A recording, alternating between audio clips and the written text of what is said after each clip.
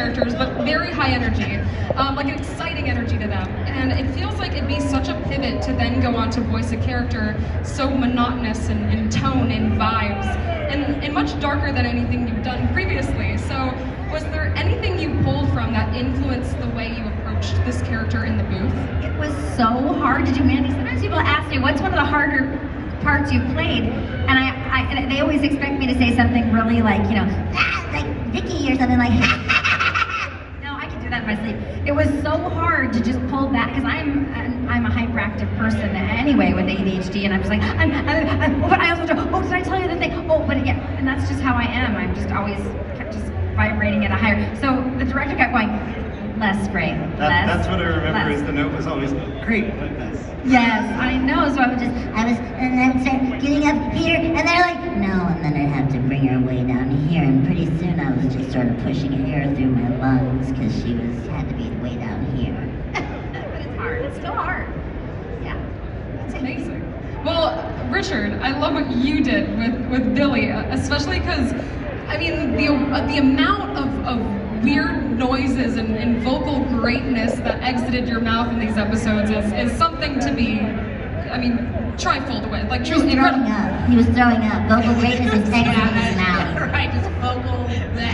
Yeah. So, like, similar to Gray, it was quite the character to tackle. So what was your process when approaching this character? I always looked at wrestling. I mean, I always looked at Billy as like a puppy. Like, ooh, what's that? What's that? What's that? Yeah. So it was like a puppy, and because Billy's age was somewhat ambiguous in the beginning, I think we finally settled around 8, right? I purposely never really nailed it down. Yeah. 8. It was the Somewhere in age group of the audience, 8 to 12 or whatever. So it's just like it wasn't like it was an ambiguous age, so everything was like, yeah, what's that? Say, Mandy. But my favorite thing about Billy was that, like, every now and then he would, like, one of my favorite lines that people have asked me to sign this weekend, which takes forever, is, am I the only one who appreciates the cinematic, understands the cinematic masterpiece? It's not stupid, you're stupid! Those moments are like Billy's like, oh, he's not as dumb as he's pretending to be. Yeah. So everyone go to his table and ask for him to write that, please. No, it takes way too long. Costs $1 million. Worth it. Well, so I love always hearing about people's stories in the booth. So did you guys record it all in person?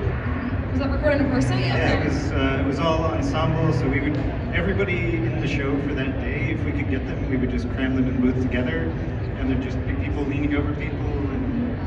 Which is completely rare these days.